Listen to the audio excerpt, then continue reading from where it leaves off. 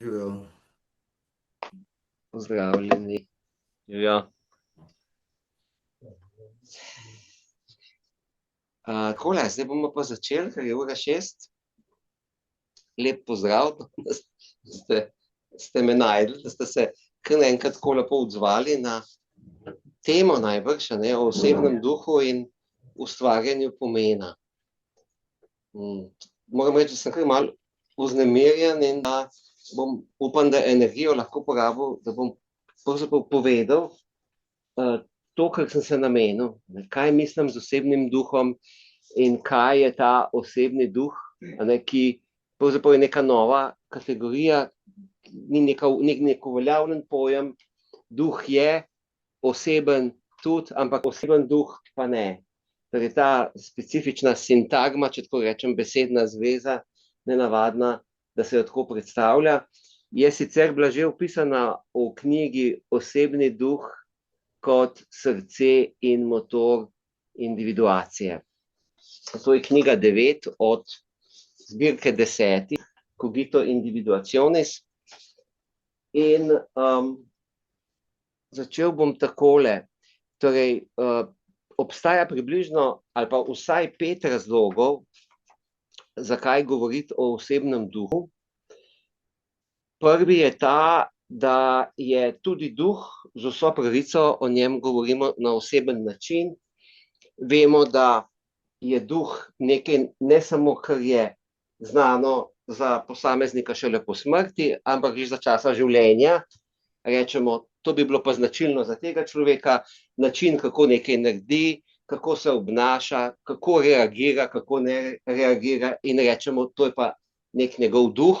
Še bolj pa to po smrti, rečemo, v duhu tega in tega človeka bi bilo to tako, to je pa res nekaj značilnega zanj, to bi bila ta duhovna, če rečem, komponenta.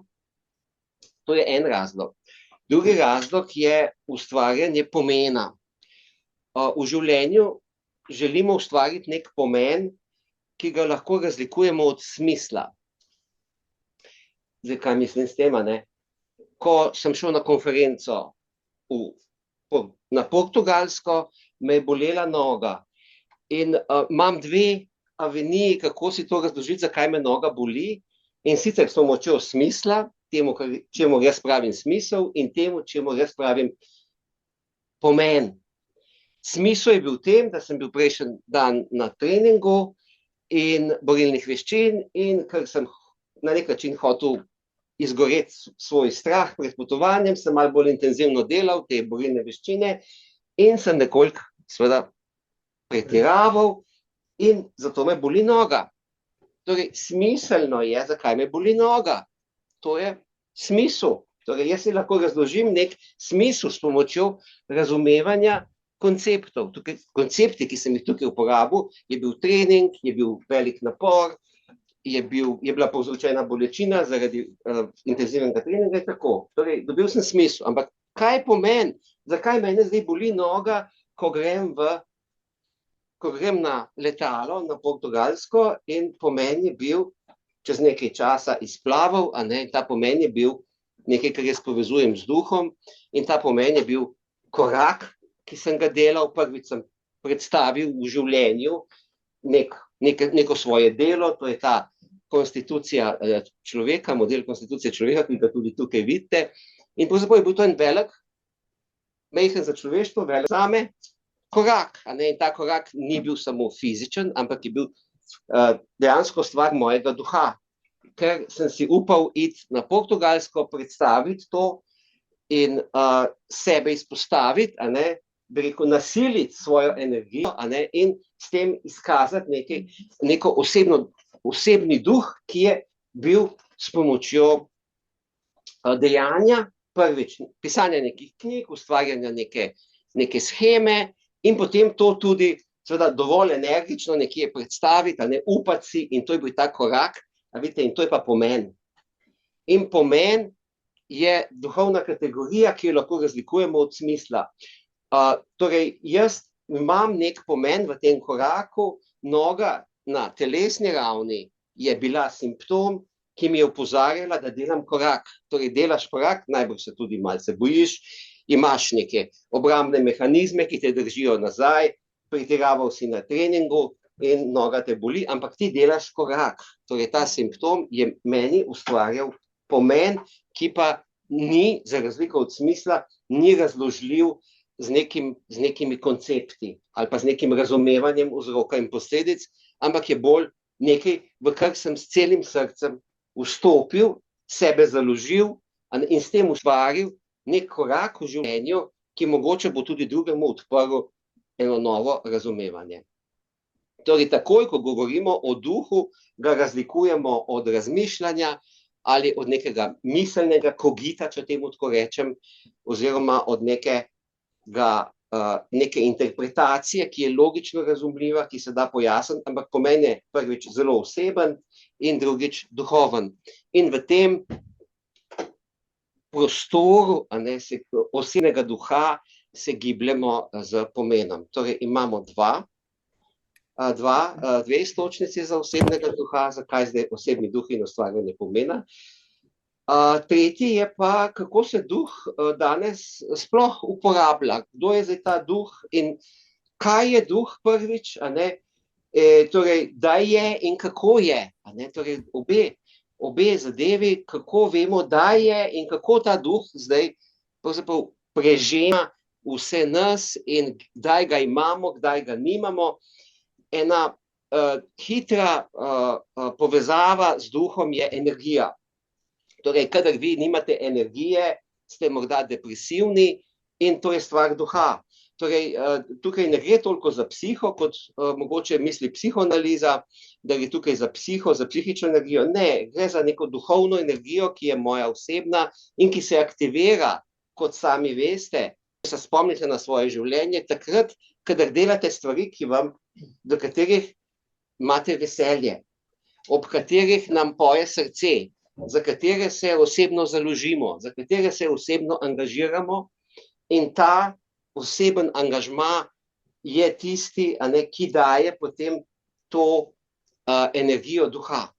Torej, rečemo, ta je pa zagnan, ta se je pa res noter dal, ta pa res sodeluje v tem ali pa participira v tem in se res pravzaprav je kar eno, kar energija, kar sije iz njega, ali pa na drugi strani, pomanjkanje osebnega duha, najbolj tipično v depresiji, in jaz sem tudi psihoanalitik, poleg tega, da sem filozof, in tudi depresija za mene ni psihičen simbol, ampak je duhovni simbol, torej simbol osebnega duha, torej kadar, vi veste, kadar imamo depresijo, nimamo energije in nimamo energije, da bi šli sprehoditi psa, ki nam sicer imamo veselje do tega, da bi šli, da bi poklicali družbo in šli ven, do česar imamo sicer veselje, in eno z drugim ustvari začaran krog, kjer naš osebni duh ne more. Ne more. Torej, in seveda depresija je v tem smislu simptom osebnega duha. Kakšne oblike duha, če bi hoteli govoriti o osebnem duhu in ustvarjanju pomena, imamo, mogoče, če grem kar takoj na svetega duha, svetega duha, sveti duh kot ena od oblik Boga, kot ena od podob, ena od treh podob, ena od trojedine podobe Boga v srednjeveški metafiziki, da tako rečem, ali pa kar v srednjem veku, v modelu človeka, sveta in Boga v srednjem veku, kjer sta bili filozofija in religija eno in isto. Danes je recimo krščanstvo pa islam še vedno religija, ampak to ni več tisti filozofski okvir, v katerih se gibljemo filozofi, psihoanalitiki in drugi, ki delamo z ljudmi in ki pišemo o stvareh, ki niso samo fizične. Ampak včasih, veste, do novega veka pa potem do moderne dobe je bilo to splošno sprejeto. Torej, ti nisi razmišljal, razen redkih izjem, ki so prebadali let, nismo razmišljali izven tega okvira. Duh je bil sveti duh. In če ste še danes v religiji, potem je to tudi še vedno v religiji, tudi duh je sveti duh. A ne, duh je Božji duh. Duh je Božji duh, duh je tisti, ki je eden od oblik Boga, njegove volje, ki določa človekovo usodo na zemlji, ki je tudi skupaj z Bogom lastnik človekove duše, ki se rodi, trpi na zemlji, se samo kaznuje in je tudi kaznovana z izvirnim grehom, samo zato, da bi se potem spet nazaj vrnila v onstranstvo, k onstranskemu Bogu in svetemu duhu, ki je kot neke vrste most med Bogom in človekom in tudi tolažnik, priprošnjik človeka. To je ena oblika Boga, druga oblika osebni duh, ne? Tretja oblika, recimo, duh časa. Duh časa je zelo zanimiva kategorija, o njej govori Jung v svoji rdeči knjigi, pa tudi drugje se govori o duhu časa, a ta duh časa se stalno spreminja. Ta duh časa je zmeraj malo drugačen in duh časa je nekaj, kar se zdi, kakor da zapoveduje, ne? Torej, nekaj časa je bila zapovedana socialna distanca, kar bi lahko gledali tudi s pomočjo planetov, ne, v kozmologiji, v simbolni kozmologiji, ko je bil Uran v biku, nam je bilo prepovedano fizično druženje, bik kot arhetip telesa, mi se nismo smeli fizično družiti, oziroma ni bilo v duhu časa primerno se fizično družiti. Gotovina je bila skoraj ukinjena, potem so čisto na koncu so jo vendarle rešili, da lahko še vedno s fizičnim denarjem plačuješ in ostajaš anonimen individuum v kolektivu, da nisi za vsako plačilo registriran, kje si se gibal, kaj si plačal, komu nisi plačal. Torej, duh časa je bil zadnja leta prav kontra temu, da bi bili fizično povezani. Sestajali smo se na skrivaj, ni rečeno, da je to kakšna zarota, nisem pristaš neke teorije zarot, da je to nekdo, da si to zmislila neka vlada ali neki bogataši, ki vodijo vlade, lahko je bil samo duh časa. Vidite? In ta duh časa je izjemno zanimiv, ker ima svojo voljo. In potem, kar naenkrat, čez nekaj časa, je pa drug duh časa, pa prišel drug duh časa, ki pomeni, recimo, zdaj pa digitalizacija Slovenije, in sveta, zdaj vse digitalizirati, ljudem razdeliti brezplačne računalnike in vse pravzaprav digitalizirati. To je pa potem, ko je šel, recimo, če bi to gledali skozi planete, ko je šel Uran, ko je pokukal v dvojčka, zračno, informacijski arhetip. Torej, to je bila zdaj tretja. Četrta zadeva, ki se tiče osebnega duha, kako vemo, da je, da sploh je, da je to nek individualen duh, je pri dojenčku. Tisti, ki ste matere in očetje, veste, kako je dojenček. Vsak dojenček je od rojstva poseben. Vsak dojenček se na svoj način odziva, ima določene zvoke, eni so bolj tihi, eni so bolj glasni, eni se bolj podrejajo, eni se manj podrejajo, eni od začetka ne bodo poslušali nobenega, eni so bolj, reagirajo na določene stvari, eni se lažje dojijo, eni se težje dojijo. Torej, otrok ima neko osebno energijo od začetka, na katero psihoanaliza tudi prav tako nima odgovora. Ker psihoanaliza pravi in je ugotovila, da tako rečem ona, znanost, psihoanalitična znanost je ugotovila, da se človekov ego rodi šele nekje, psihični ego rodi šele nekje pri 6 mesecih. In takrat nastopi psihično rojstvo. Takrat šele otrok postane psihično bitje. Do takrat pa ni psihično samostojno, se tudi potem ni, ampak sploh nima centra svojega psihičnega, emocijskega delovanja, ampak je popolnoma priklopljen na jožko. Ne samo fizično jožko, ampak tudi na psihično polje matere, od katere se pač določen čas doji. Ves čas je pa odvisen od tega, da ga pravzaprav mati oziroma oseba druga drži, in s tem mu daje občutek, da je povezan z njo, ker otrok ves čas pada v praznino.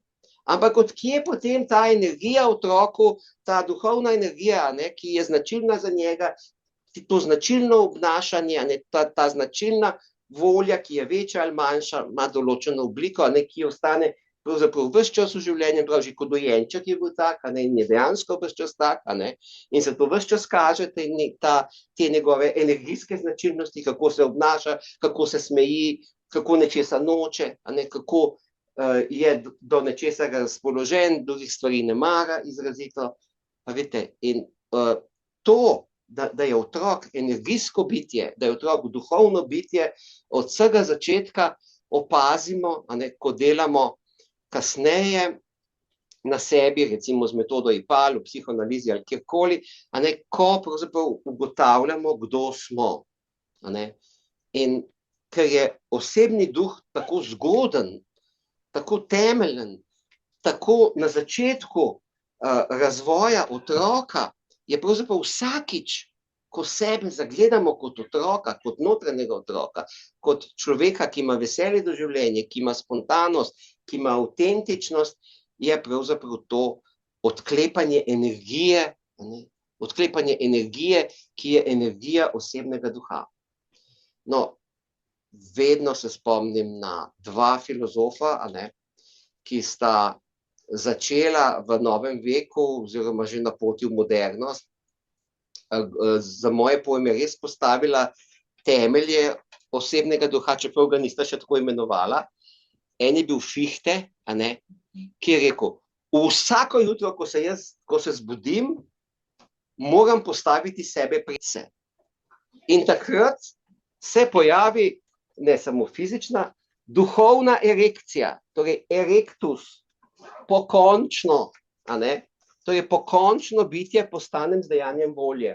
In tudi to še danes velja, a ne, vsakič, ko se vi zbudite, morate duha zbuditi in se odločiti, a ne, to je dejanje volje, da bo zdaj nov začetek. In način, kako začnemo dan, a ne, določiti cel dan, celotno energijsko bilanco dneva, z rezultatom, da potem zvečer ali smo zadovoljni s tem dnevom, a ne, ali pa rečemo, danes pa ni bilo kaj dosti, danes sem bil pa zelenjava, a ne, očitno je moje telo me je danes prepričalo, da sem bolj primeren, ne, in torej ta osebni duh ni zadovoljen, nimamo tistega pomena, rečemo, dan pa ni bil tisti dan, ko sem jaz res se izkazal, a ne, sem res zagrizel nekaj in nekaj naredil.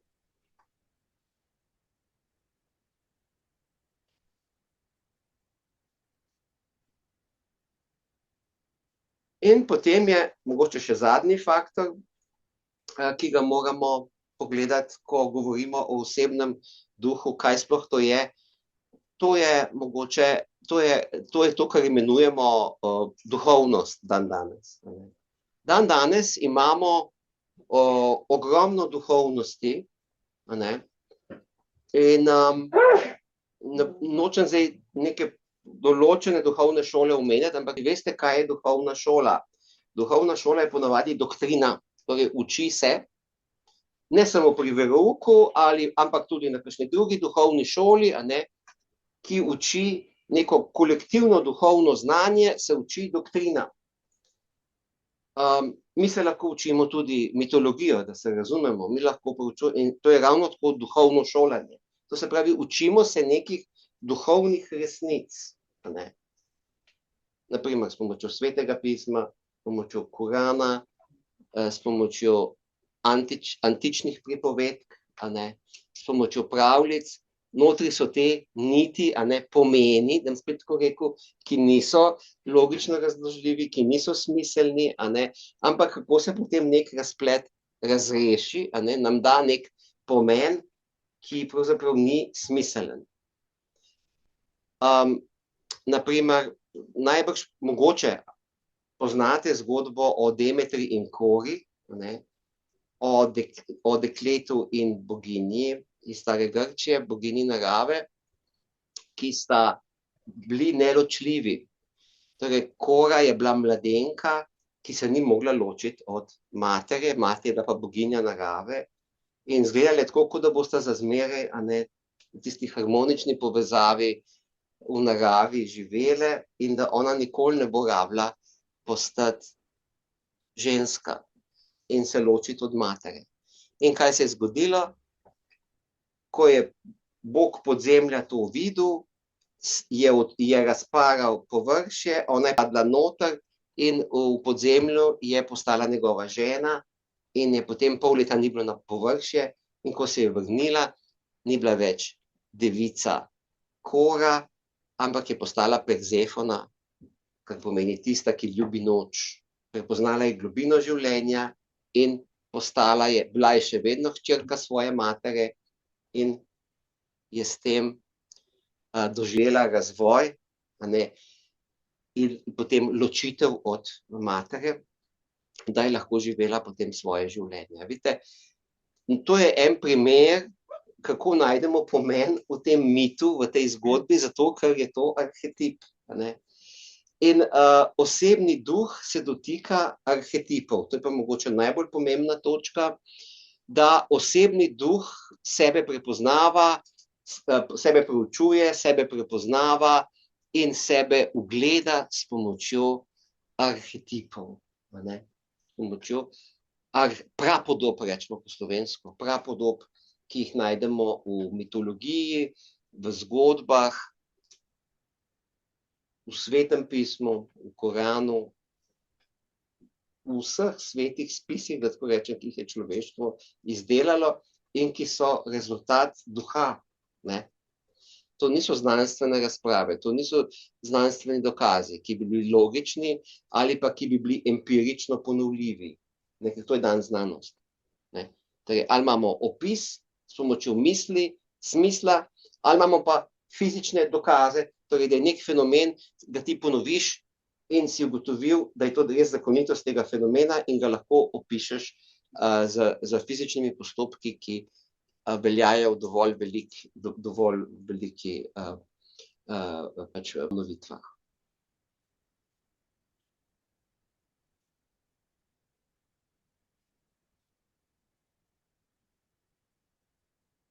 Še vedno ne vemo, kaj je ta osebni duh.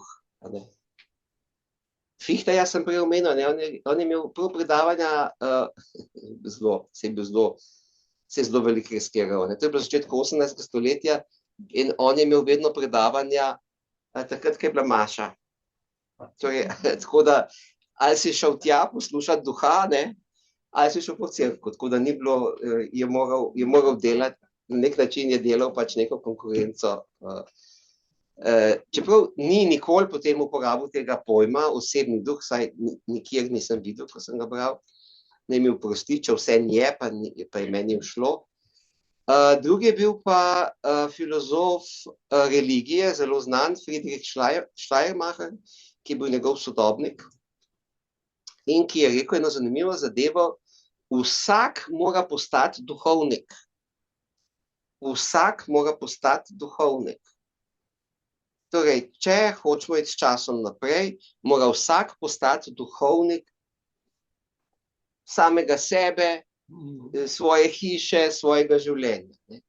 Vidite, to je pa spet nekaj takega, da sem se spet zdrznil, kaj je zdaj spet ta nekaj povedal, da me je tako prestrelilo. In dejansko, če pomislite, kako vi svojega osebnega duha negujete, tukaj so pomembne neke dejavnosti. Zdaj, ker duh očitno je netelesen, drugače ne bi bil duh, nematerialen, nefizičen, neviden, pa čeprav je, recimo, dopustite, da je oseben, da imate vsak od vas osebenega duha samo za nekaj časa, samo za to predavanje, potem kako pa naj zdaj ta duh se pa izrazi? Torej, ker nima telesa, rabi telo. Torej, ko smo že prej rekli, določeni načini obnašanja, potem pa določene dejavnosti, ki vas veselijo. Starejši kot ste, zrelejši kot ste, pa rečemo po izkušnjah, ne samo po emšotu, bolj prepoznate, kaj je tisto, kar vam daje energijo, katere dejavnosti, ali je to vrtnarjenje, ali je to sprehajanje psa, ali je to pisanje, ali je to slikanje, ali je to filozofija, ali je to kuhanje, ampak nekaj vsak človek ima, lahko ima tudi več teh dejavnosti, to se pravi, telo je tisto, ki drži duha. Torej, zakaj je zdrav duh v zdravem telesu? Zato, ker duh zdravi telo, telo pa krepi duha. Vidite, tukaj ta stara antična povezava med duhom in telesom je že ves čas tukaj. Pravzaprav ne delamo danes nič novega, mogoče samo hočemo res se vprašati, ali je lahko ta duh res tudi oseben. Torej, dejavnosti, ki jih imate, so na nek način individualne, najprej so kolektivno predpisane, če se spomnite, ko ste mlajši, vas starši učijo, vas uči šola, vas učijo trenerji, vas uči duhovnik, učitelji, kaj je dobro za človeka. Zdaj bomo imeli telovadbo, zato ker je dobro za telo. Ampak tovariš, zdaj ni več tovariš, ampak gospod učitelj, jaz bi pa rajš šel na uro klavirja. Ne boš, ker nisi še individuum.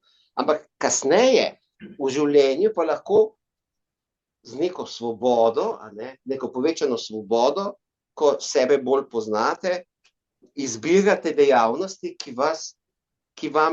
ob katerih vam, da rečem poetično, in duh je poetičen, poje srce. Poje srce. Ko srce poje, je življenje lahko. Z lahkoto delate stvari. In če delate tiste stvari, ki vas veselijo, potem je še lažje. Seveda, ne more biti to vsak dan, ampak ko vi prepoznate, kaj je tisto, ki vam krepi srce, ki vam krepi duha, potem se to lažje neguje. In tukaj še ena iztočnica, osebnega duha je treba negovati. Osebnega duha je treba negovati. A potem še vedno obstaja sveti duh? Seveda, vsak duh je sveti. In zdaj, kaj pa tukaj razlika? A je duh pa svetost življenja eno in isto? Če je duh nekaj, kar je povezano z mojim srcem, s tem, da mi poje srce, ali je potem srce sedež tega duha? Če je temu tako, to zagotovo ni fizično srce, ampak je še eno srce. In ko mi rečemo, srce upa, zaupa, tukaj ne mislimo na fizično srce, ampak ves čas govorimo o duhovnem srcu. To je kri, to je organ, centralni organ človeka, ki poganja njegovo energijo. Pa ne samo fizično, očitno da ne.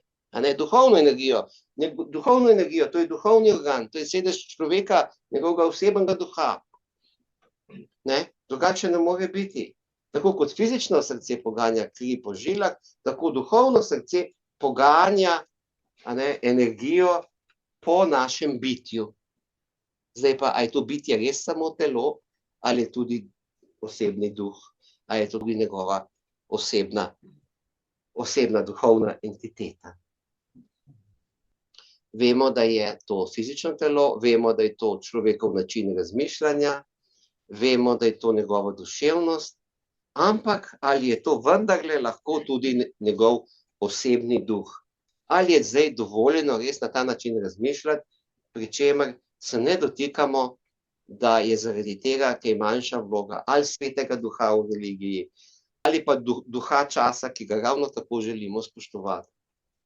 Ali je zdaj dovoljeno imeti osebnega duha, ga raziskovati, negovati, se z njim ukvarjati, nekaj narediti zanj, sebe prepoznati kot duhovno bitje, a vidite, a je dovoljeno individualno, ali se je treba učiti duhovno doktrino, kaj je zdaj pomembno, kaj je mit o stvarjenju, kaj so zdaj duhovne zapovedi, ali lahko tudi sam preizkusim, spoznam, uporabljam in mogoče tudi komu pomagam naprej, da se najde v duhovnem smislu, torej da najde pomen življenja. Še enkrat bom rekel, pomen življenja. Ne toliko smisel, tudi smisel je pomembno najti, treba je znati razmisliti, zakaj se mi je nekaj zgodilo, kje so tukaj vzroki, posledice, ampak pomen, je pa povsem nekaj drugega. Ko sem jaz prepoznal, da je to pomen te moje noge, ki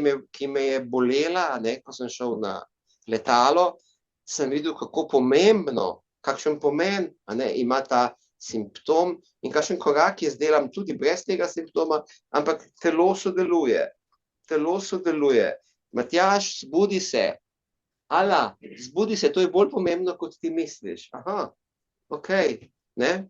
Takoj sem se zbral, ne, sem rekel, gremo zdaj, ne, dajmo maksimalno, ne, daj se angažiraj, boš pol počival in tako naprej. A vidite, to je pomen, ne. In s pomenom pride energija. In z energijo obnavljamo duha. In duh je tisti, a ne, katerega sedež je potem duhovno srce. Torej, povezanost duha in telesa, ali je povezanost tudi z duha in psihe, kaj mislite? A sta duh in psiha kaj povezana? Ja. Kako pa? Zanimivo, ne? Ja, je nekaj. Kako vemo to? Kako vemo? Glejte, tukaj pa pride res ena zadeva, o kateri ponavadi mogoče toliko ne razmišljamo, recimo, to so zdaj psihične podobe. Ne? Psihične podobe vsebujejo duha. Tako kot si rekel ti. Če gledate svoje sanje, ne? In mogoče ta primer sem že enkrat vedno, pa ga bom še enkrat, ne? Človek je sanjal, da ima odrevenelo levo roko, odrevenelo, da mu je zaspala roka, ne? Ja. In ko se je zbudil, mu je res, je tako ležal, ne? Ampak se je sprašal, zakaj sem jaz to sanjal, to odrevenelo levo roko, ne? Potem je prišel delal je na sebi, a ne, za metodo IPAL in psihoanalizo in je potem, ko sva se pogovarjala o tem, zakaj ima to odrevenelo levo roko, a ne, je počasi začelo kapljati, od kod je ta leva roka in ta torej zgodovinskost, njegova preteklost, njegova mladost in njegovo otroštvo, a ne, ko sva o tem govorila, je izplavalo, da je ta leva roka res pomembna roka. Leva roka je namreč od njega tako pomembna, ker je on levičar, ampak v tistih časih se ni smelo z levo pisati, ker so to smatrali za škodljivo. A vidite pomen tle noter? Ta pomen je bil zgodovinski, ker je del njegovega otroštva in on je s tem odklenil energijo. Matjaž, jaz že čutim energijo. To mi je ful pomagalo. Jaz sem se spomnil, kako sem enkrat spontano risal z levo roko in mi je profesorca, takrat je bila res tovršica, tako da lahko rečem tovršica, rekla, kakšna dobra slika. Ne?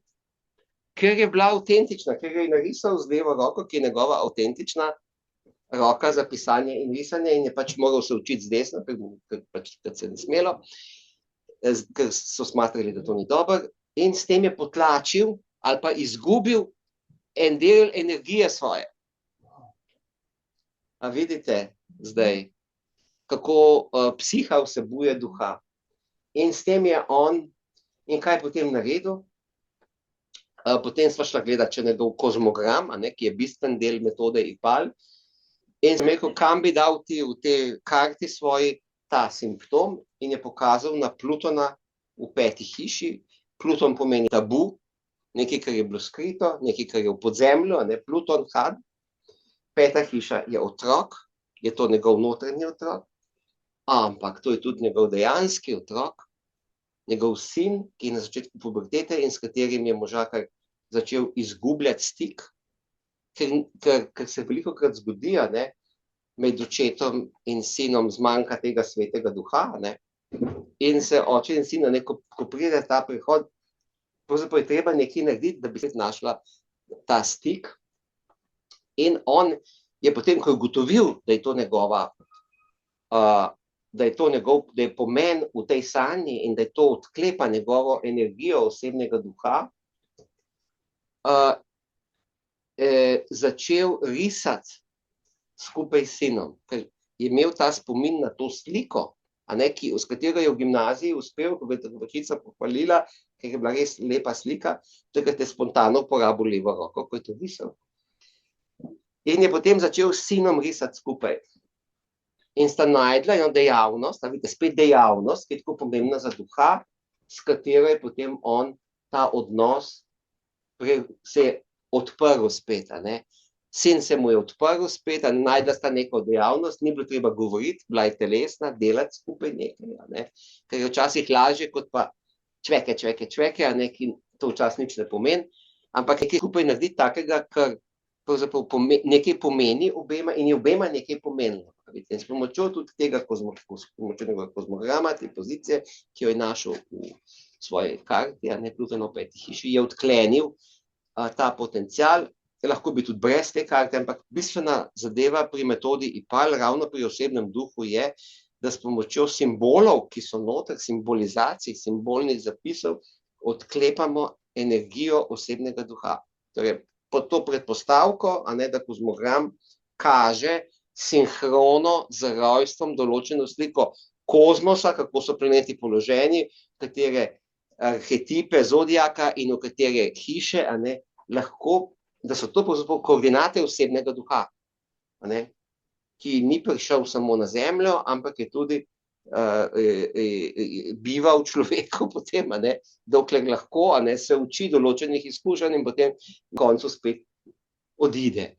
Zdaj sem spet uporabil eno metaforo, čemu bi mogoče krščanstvo reklo duša, ampak zakaj ne bi bil to osebni duh, Če pa govorimo o osebnem duhu, kadar nekdo umre, to bi bilo pa res v njegovem duhu, ne govorimo, to bi bilo v njegovi duši. Govorimo to v njegovem duhu, to je pa res on. Potem smo ga prepoznali v Cankarjevem duhu, v očetovem duhu, To bi bilo pa res v maminem duhu. To je pa res tisto, kar je bilo tam najbolj pomembno. Vidite, in to, zakaj ne? Zakaj to ne poimenovati osebni duh? Če pa pravzaprav duh imamo in osebo tudi imamo, in če človek nastaja kot individuum in če duha opredelimo kot energijo, zakaj to ne bi bil potem osebni duh, kot energijski, specifični, individualni naboj, ki biva v človeku, ki tudi zamira, ker smo čas, ko smo brez energije, ko ne moramo nič. Se reče, da smo tempelj svetega duha. No, vidite, smo tempelj svetega duha, ampak kot osebe, kot posamezniki smo to, in vsak imamo svoj način, kako molimo, kako meditiramo, predvsem pa kako živimo svoje neponovljivo, docela nepojmljivo, ker duh je nepojmljiv življenje, kako pravzaprav nastanemo, nihče ne ve, na fizični ravni iz spoja dveh celic in kako se te dve celici potem delita, da iz tega nastane fizično bitje, ampak tudi duhovno bitje. A bi lahko rekla kakšno besedo v razlikovanju, kako vi pojmujete duša, duh? Čisto, kakor recimo takole. Jaz bolj uporabljam psiha pa duh. Ja, uporabljam sam. Psiha ni duša. Ne. Ne more biti. Ne. Torej, jaz ne govorim toliko o duši, Ne govorim toliko o duši. Poznam pa dušo, kaj pravzaprav naj bi bila duša, Duša naj bi bila, Če bi rekel, kapljica vode, če ponazoril je, recimo, naj bi bila duša, recimo, ki je prišla iz oceana in se vrača v ocean, ima pa še iste lastnosti kot sam ocean, recimo. Se pravi, iz enega skupnega, iz enega skupnega prostranstva, lahko bi rekli tudi iz drugega sveta, In to je dosti znana zadeva, To je kar dosti komplicirana zadeva. Ja. Jaz bi rad videl tako. Jaz sem vprašal nadškofa Šuštarja, ne tega, kaj je že štale, iz Urana. Pa skupaj sodela, se poznava, pa sem rekel takole, med potiham rekel, sem bil na enih predavanjih teoloških. Prav, ja, veste, to te pomogel kakšnega teologa vprašati. To je rekel. Ja, to je mora na nek... Platon piše veliko duši, Platon. Ja, ampak on... Bolj filozofsko. Ja, takrat duša ni bila še individualna, bile so sicer selitve duš, ampak individualna duša je kasneje nastala. To je bilo šele v srednjem veku, da je nastala individualna duša, da ima vsak svojo dušo in da ima vsak svojo usodo. V človeško glavo. In še vedno je, seveda. Vse, kar je bilo, je še vedno danes. In tudi antična filozofija je še danes. In krščanstvo je še danes. Ampak naše vprašanje danes je, osebni duh. Drugač pa duh prežema, jaz mislim, na celico. Kako to vemo? Čutiš nekako. Slutimo, torej z intuicijo to lahko ugotovimo. No, to je tudi zelo zanimiva zadeva, da intuicija je nekaj, kar bi lahko povezovali in z duševnostjo in z duhom, ampak duševnost ima eno drugo razliko. In sicer ima eno drugo v tem, da duševnost ima, temu izpravim, koagulirane slike. To so tudi, ne samo emocije, ampak ima tudi sanje. In to so slike, ki so koagulirane, da tako rečem. Koagulirane, vse se ve, kaj je to. Ja, tkivo, iz tkiva so narejene. Tako kot telo, ima tudi psiha svoj telo. Duševnost, rečem. Ampak duh pa ne. Duh pa ne na ta način. Duh je pa čista energija. To je mogoče en način, kako se lahko razlikuje ta duša pa duh. Duh je pa energija. Se pozna po tem, kaj narediš, pa kaj ne narediš. Ali bo zdaj una paznica v Teksasu pritisnila knof za usmrtitev, ali bo rekla, ne bom. To je duh.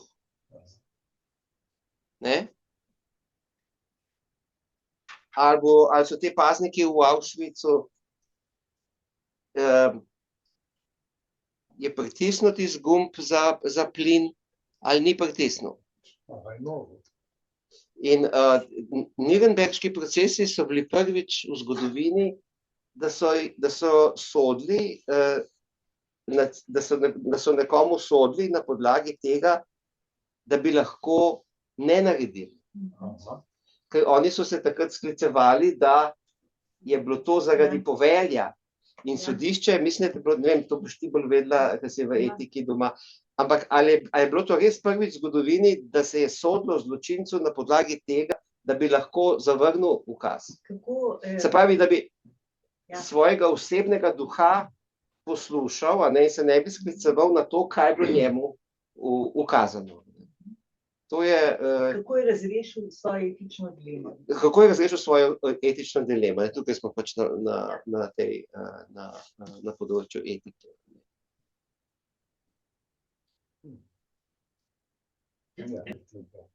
Ja.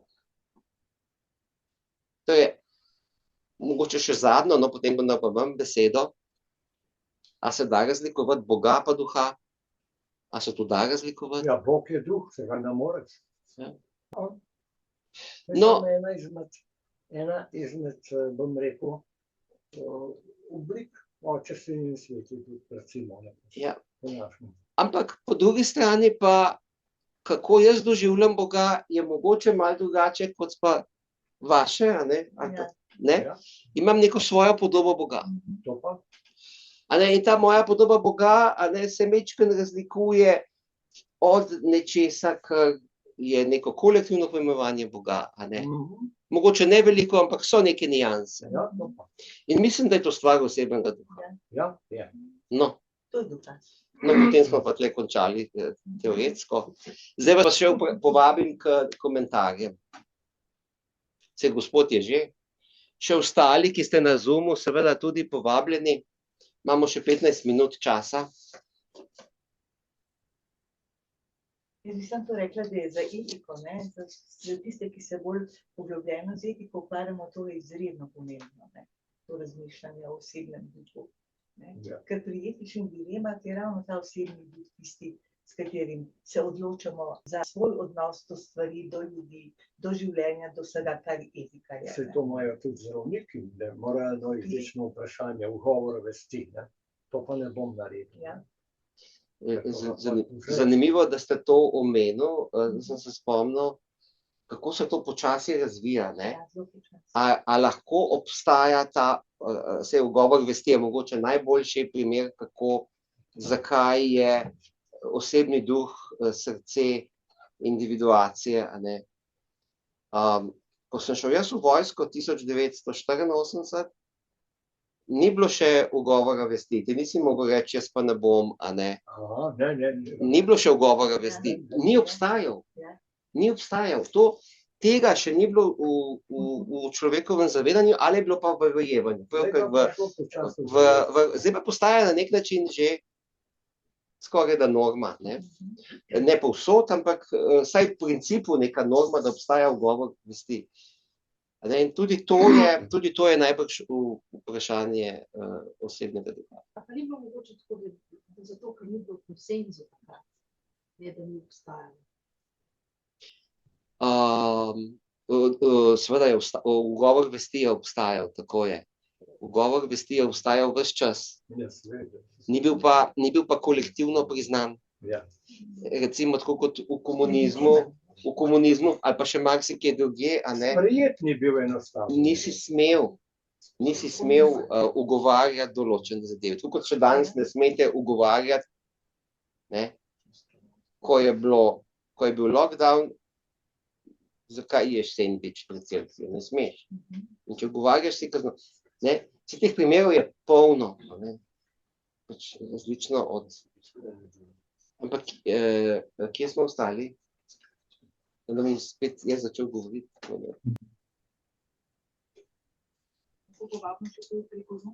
Ja, mislim, da se Milan pripravlja, ker je že odprl, pa tudi gospa JFK? Ja? Ja. Milan, boš dal prednost gospe ali boš ti? Ja, seveda. Dajem prednost. Evo. Ja, Izvolite. kako, ker Kennedyja, veste. Aha, JFK. Ja, ima začetnice mojega imena. Aha.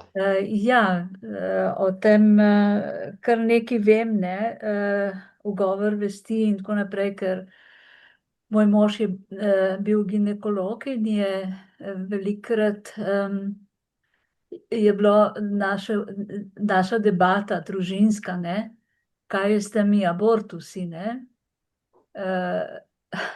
Ampak se veste, takrat v tistem obdobju je bilo to čudno, ne, imeti ugovor vesti, kar se tega tiče.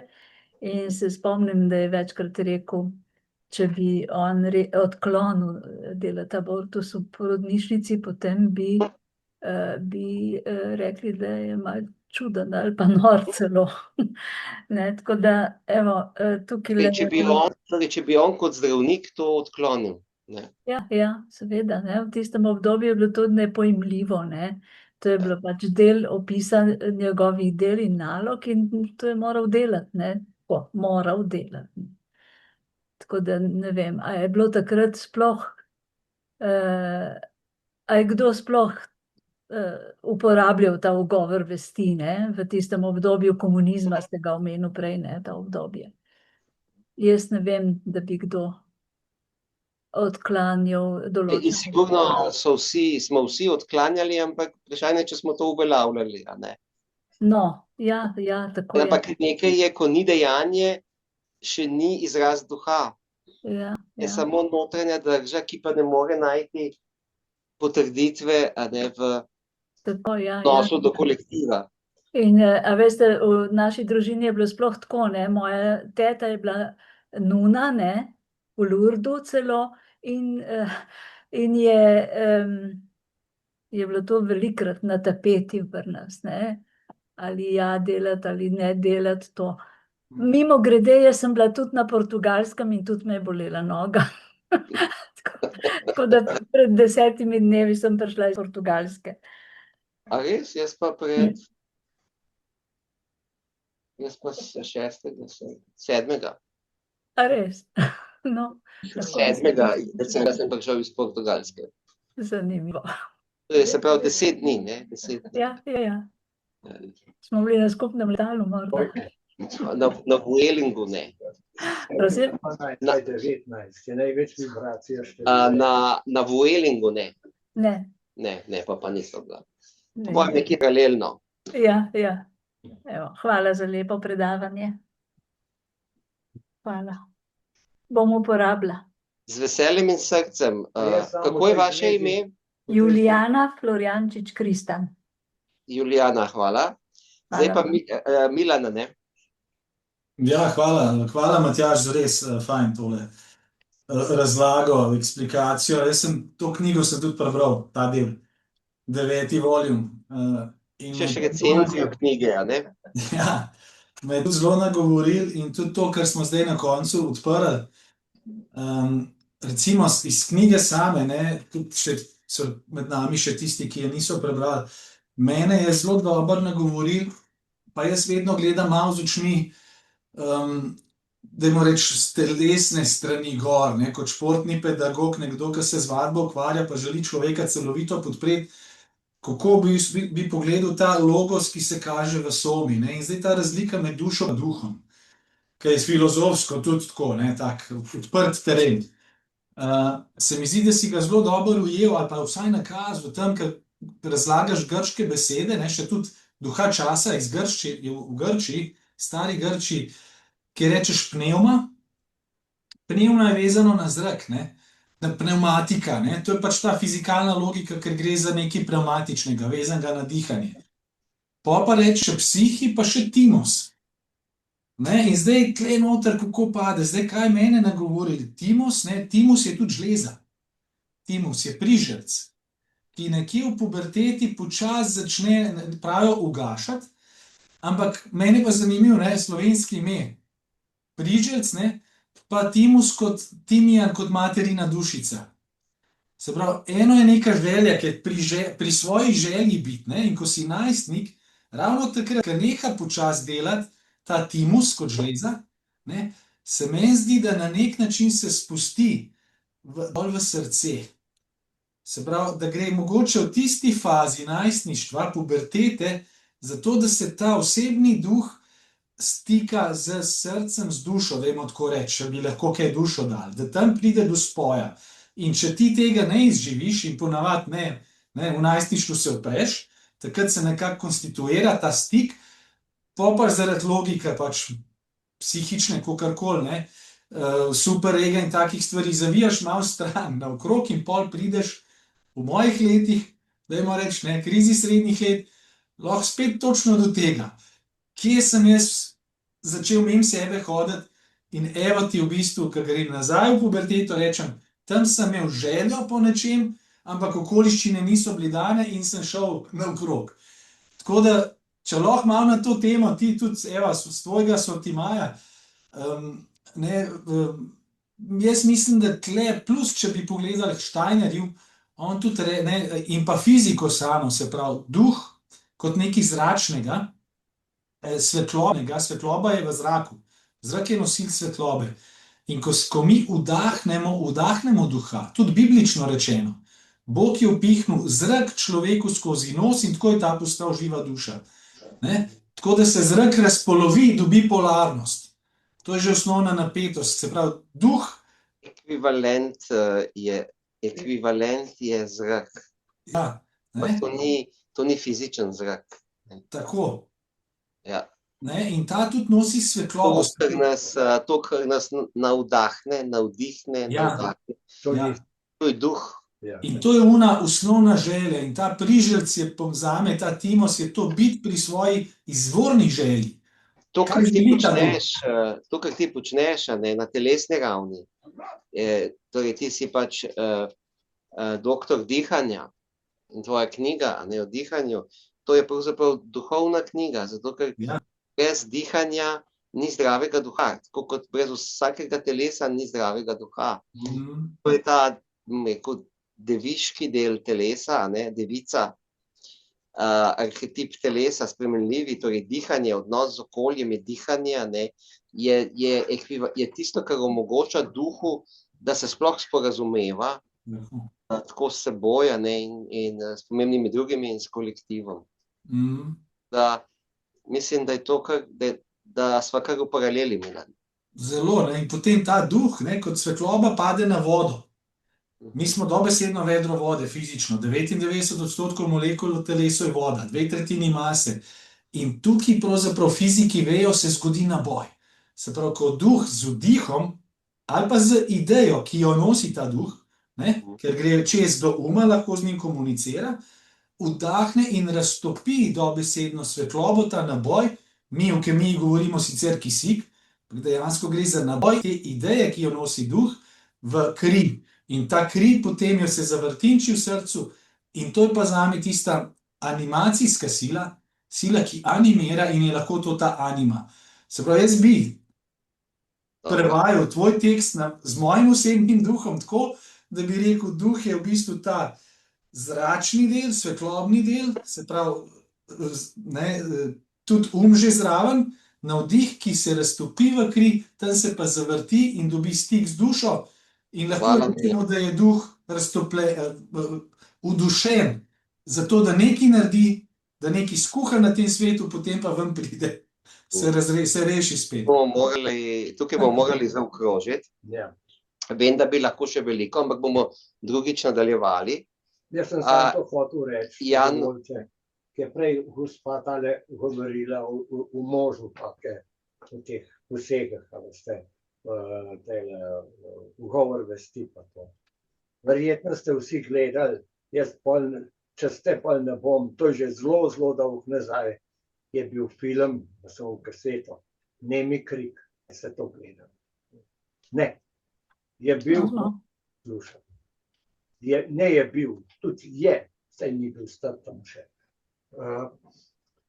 En ameriški ginekolog je rekel, sem predstojnik te pa te klinike, se je predstavil. Bom hiter. Ja. Sem naredil v življenju že 10,000 abortusov. Potem je pa predstavil tam vse urodje, s tem, kako bo delal. In ko bi videla, in ko je šel s tole sondo noter, otrok je noter, ko bi prišlo hemoribnika, bistr, pa riba. On je tako plav okrog, rad bi se nekam, je čutil nekaj. In je naprej povedal, kako bo posrkamo, bo živimo. Noge trgal, bomo je res, noge, živimo pa. Roke, vse to. Včasih, da nam jaz, nazadnje je še glava prav, tisto moram pa streti. Ampak preden je to, Nemi krik je. In se otrok razprl, nemo ga ni noben slišal. In zadnji sta gledala, ta teden piše. Ali je,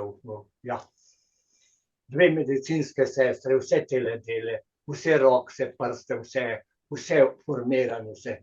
To nik so rekla, sam skupaj celic pa to.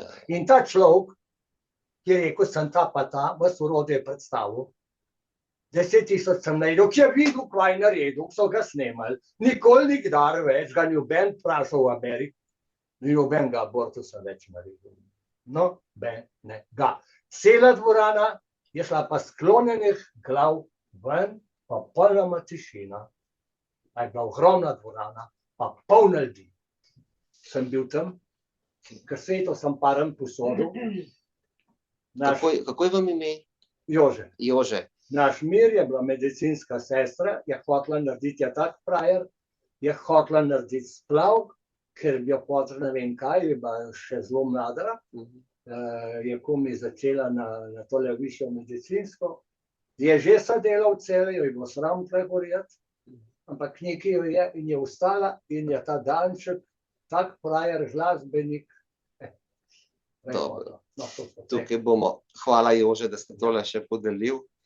Bomo naslednjič nadaljevali, januarja bom imel samo Tukaj imate samo ta Kravanjo, ne, ki bo tudi vodil IPAL skupino. Uvodno, kaj boš ti že januarja, smo že rekli? Verjetno bom nekaj, nisem še uspel naslova izbrati, ampak verjetno bomo nekaj govorili o tem, da smo pač usmerjeni bolj v ta miselni kogito, ne? In da se moramo usmeriti tudi v druge kogite. Ne? Se pravi, da smo družba, da je duh časa, če govorimo o duhu časa takšen, ne? Da smo bolj na neki miselni osnovi, ne? In kako v bistvu se celostno nekako profilirati, ne? In seveda to delamo tudi na IPAL-u. Dobro. Jaz bom pa spet februarja, bom pa govoril o borbi zase in kako ne biti suženj pričakovanj drugih. Ja. Dajte tisti napisati mail, ki ga še niste. Da se je treba zavzeti zase. Tako je. Da se upaš. Samo lahko Smeš. mogoče popravljaš te liste. Zelo široko. Kaj bi pa rekel? Hvala za vse. Čau. Videnje. Hvala, nasvidenje.